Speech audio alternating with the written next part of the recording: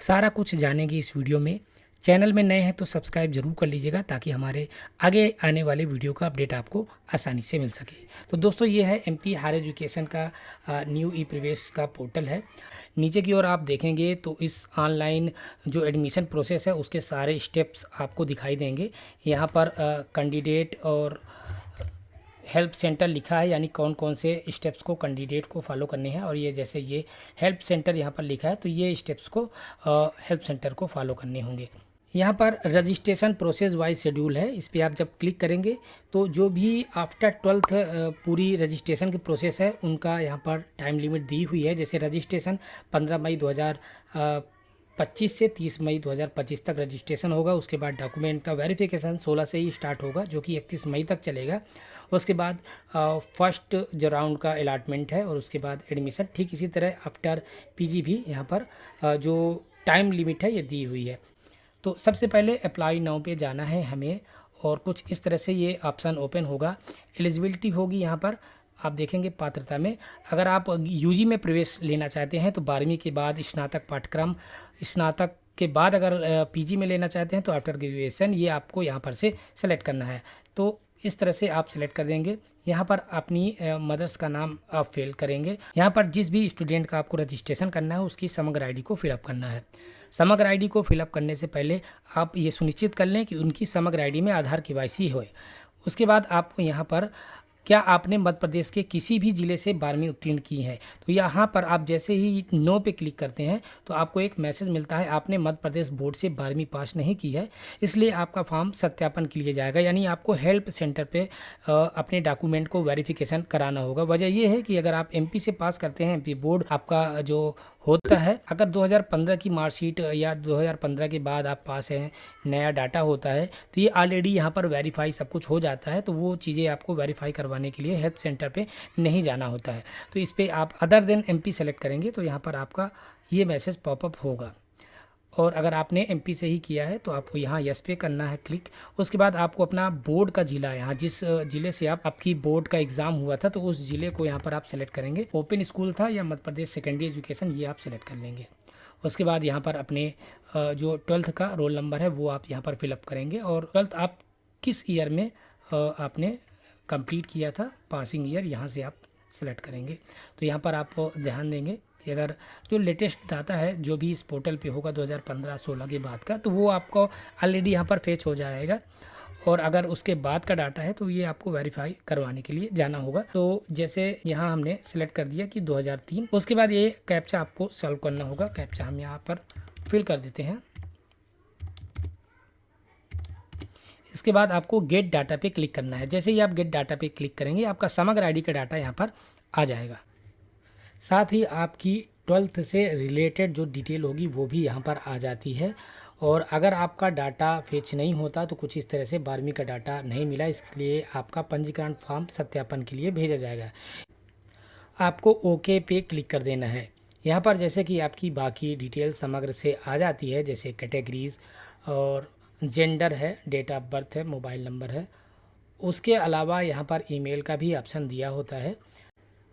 आप चाहे तो यहाँ पर अपनी ईमेल आईडी को फिलअप कर सकते हैं। तो कुछ इस तरह से हमने अपनी यहाँ पर ईमेल आईडी को भी फिल कर दिया। उसके बाद यहाँ पर जनरेट ओटीपी का ऑप्शन आता है। उसके बाद आपके जो मोबाइल नंबर है उस पर 4 डिजिट का ओटीपी आ जाता है। उस ओटीपी को आपको यहाँ पर फिल करना है। देन आपको वेरीफाई ओटीपी पे क्लिक कर देना है। जैसे ही आप क्लिक करेंगे your registration is successfully completed, इस तरह का मैसेज आ जाता है। और आपके मोबाइल पे यूज़र आईडी यानी रजिस्ट्रेशन नंबर साथ में आपका पासवर्ड आ जाता है। लॉगिन पे जाएंगे, स्टूडेंट पे आप क्लिक करेंगे। यहाँ पर आप इसके लॉगिन डैशबोर्ड पे आ जाते हैं। कुछ इस तरह से ये ऑप्शन होता है। यहाँ पर यूज़र नेम में आपको यूज़र आईडी या जो भी आपके मोबाइल नंबर पे दी होती है, साथ में पासवर्ड को आपको फिलअप कर देना है, कैप्चा को सॉल्व कर देना है। देन आपको साइन इन पे क्लिक कर देना है। जैसे कि बेसिक डिटेल, क्वालिफ़िकेशन और reservation and weightage, document upload, college choice filling and proceed and lock, ये ऑप्शन आपको कंप्लीट करने होंगे। तो यहाँ पर आपकी जो पूरी प्रोफाइल है दी होती है समग्र के आधार पर। आपको कुछ चीज़ें जैसे कि religion, blood group, marital status यानी कि वैवाहिक स्थिति यहाँ आप फिल कर सकते हैं। ये सारी डिटेल फिल करने के बाद यहाँ पर एक ऑप्शनल मोबाइल नंबर भी फिल करने का ऑप्शन रहता है, तो चाहे तो आप यहाँ पर इसे भी फिलअप कर सकते हैं। उसके बाद डाउन की ओर स्क्रॉल करेंगे, आपकी यहाँ पर कॉरेस्पॉन्डेंस डिटेल यानी कि पता आपको फिलअप करना होता है। नेशनलिटी में आप इंडियन कर देंगे। यहाँ पर आपका जो पूरा एड्रेस होगा वो आप फिल कर देंगे। फिल करने के बाद स्टेट को सेलेक्ट करेंगे, डिस्ट्रिक्ट और city, then area pin code.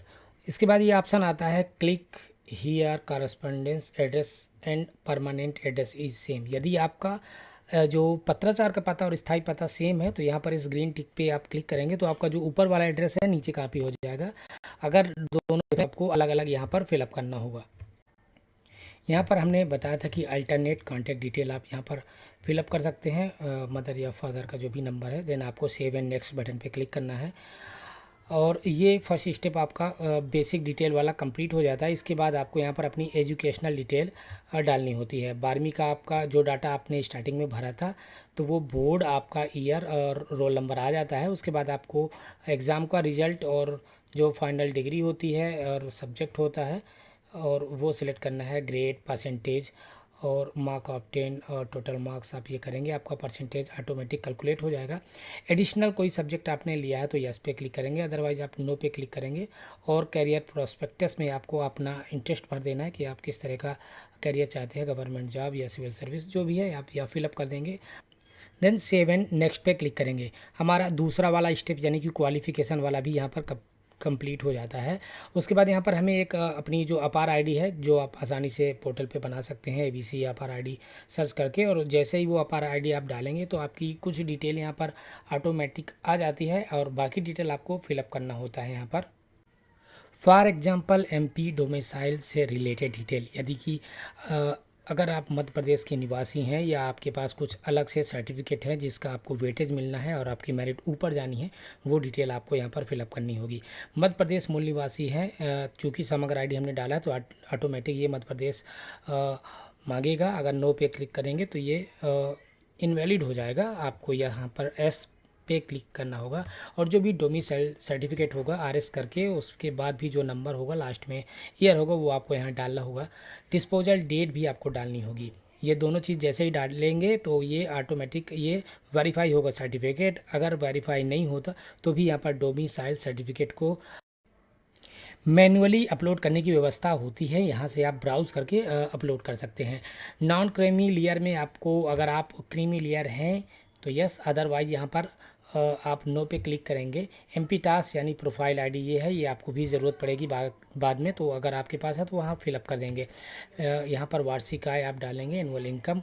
उसके बाद माइग्रेंट है, ये ज़्यादातर नो होता है तो ये आप देख लेंगे। डिसेबिलिटी है और संवर्ग है, एनसीसी सर्टिफिकेट है, यस पे क्लिक करेंगे तो आपको इसका वेटेज मिलता है, बोनस मिलता है, आपकी मेरिट इसमें हाई बनती है। अगर ये चीज़ें आपसे रिलेटेड नहीं है तो आपको उसको छोड़ देना है। नीचे लास्ट में एक और स्टेप आता है, 1 स्टेप। अब अगर आप केवल सरकारी स्कूल शिक्षक है तो ही आपको ये अप्लाई करना है, अदरवाइज इस तरह से सेव कर देना है। ये 3 स्टेप कंप्लीट होने के बाद यहाँ पर दस्तावेज अपलोड का ऑप्शन दिया है, तो यहाँ पर सिर्फ फ़ोटो और साइन और मार्कशीट अपलोड करनी है। तो इसका साइज़ भी यहाँ है 50 KB से 200 KB साइज़ में आप अपलोड करेंगे। ब्राउज़ करेंगे आपके सिस्टम में जहाँ पर भी फ़ोटोग्राफ और साइन है वो अपलोड करेंगे। एक में 10th की मार्कशीट और सेकंड में आप 12th की मार्कशीट कुछ इस तरह से अपलोड करके नेक्स्ट पे क्लिक करेंगे। उसके बाद यहाँ पर कॉलेज की चॉइस फिलिंग की प्रोसेस स्टार्ट होती है। पहले काफ़ी जटिल होता था, हम यहाँ पर सब्जेक्ट कोड और कॉलेज कोड रखते थे सर्च करके। यहाँ पर आप अपने सब्जेक्ट के अनुसार जो भी कोर्स है, जैसे हमने यहाँ पर बीएससी करना है तो हम यहाँ पर बीएससी सेलेक्ट करेंगे और उस यूनिवर्सिटी, जिस यूनिवर्सिटी के तहत हमें एडमिशन लेना है वो यूनिवर्सिटी हम सेलेक्ट करेंगे। फॉर एग्जांपल हमने एपीएस यूनिवर्सिटी, उसके बाद कॉलेज किस टाइप का चाहिए, गवर्नमेंट या प्राइवेट, वो आप सेलेक्ट करेंगे, दोनों भी चूज़ कर सकते हैं। देन हम डिस्ट्रिक्ट पे सेलेक्ट करेंगे तो जो भी उस डिस्ट्रिक्ट से उस कोर्स से रिलेटेड कॉलेज है कुछ इस तरह से दिखाई देगा। आप इस तरह से नीचे की ओर स्क्रॉल करते जाएंगे, सारे कॉलेज आपको दिख जाएंगे। नीचे कुछ इस तरह से आपको ये ग्रीन टिक एरो दिखाई देंगे। जो भी कोर्स आप कॉलेज के हिसाब से आपको एडमिशन लेना होगा, ये टिक करेंगे तो वो आपका राइट साइड आवेदन के लिए आ जाएगा। इस तरह से आप बाकी भी कोर्स यहाँ और अपने चूज़ करते जाएंगे और जैसे ही आप ऐड करेंगे तो कुछ इस तरह से ऐड हो जाएगा। और जैसे हमने यहाँ पर एक और कोर्स सेलेक्ट करना है तो हम यहाँ पर जियोलॉजी, ये कोर्स हम सेलेक्ट कर लेते हैं। अब इसमें भी आपको कुछ एरो दिखाई देंगे, तो इन अप और डाउन एरो की वजह से आप अपने इन प्रायोरिटी को ऑप्शन ऊपर कर सकते हैं। जैसे हमने जियोलॉजी को ऊपर कर दिया, कंप्यूटर साइंस को हमको जियोलॉजी से नीचे करना है, तो ये डाउन एरो हम प्रेस करेंगे तो ये इसके नीचे आ जाएगा। इस तरह से आप अपनी जो प्राथमिकता का क्रम बना लेंगे। अगर इस पर क्लिक करेंगे तो वो चॉइस फिलिंग आपकी डिलीट हो जाएगी कुछ इस तरह से। तो हमारे टोटल इस तरह के 3 सब्जेक्ट सेव है। उसके बाद हमें सेव पे क्लिक करना है। सेव होने के बाद सेव एंड नेक्स्ट पे क्लिक करना है। जैसे ही हम ये क्लिक करेंगे हमारा फॉर्म कंप्लीट हो जाता है। फिलहाल ये अभी लॉक नहीं हुआ, आपका पंजीकरण फॉर्म अभी लॉक नहीं किया गया है। इस तरह से ऑप्शन आता है, पेमेंट स्टेटस पेंडिंग और वेरिफिकेशन पेंडिंग दिखाई देता है। लॉक करने के लिए नीचे आपको यहाँ पर एक ऑप्शन दिखाई देगा, जनरेट OTP। तो आप जैसे ही जनरेट OTP पे क्लिक करेंगे, अगेन आपके मोबाइल पे वो OTP आ जाता है। OTP को आपको यहाँ पर फिलअप कर देना है। 4 डिजिट OTP आएगा, हमारे मोबाइल पे आ चुका है और हम इसे यहाँ पर फिल कर रहे हैं। वेरी